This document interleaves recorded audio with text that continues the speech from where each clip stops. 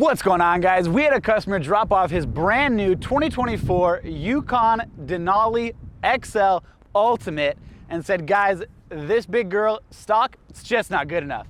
So let's get it hooked up. To start out, we added a custom suspension lift kit that allowed us to keep and maintain the factory air ride system with all the multiple ride height settings and allow us to fit a set of 35-inch tires wrapped around a set of 24-inch Vossen wheels. Now, to get this big girl to stop a little bit better, we added a Wilwood big brake kit up front, and to get it to go a whole lot better, we added a Whipple Gen 5 3.0 Supercharger finished in the gloss yellow. Now that supercharger is going to help get air in, but to get air out, we've got a Magnaflow exhaust system, add a little bit of sound and a whole lot of performance.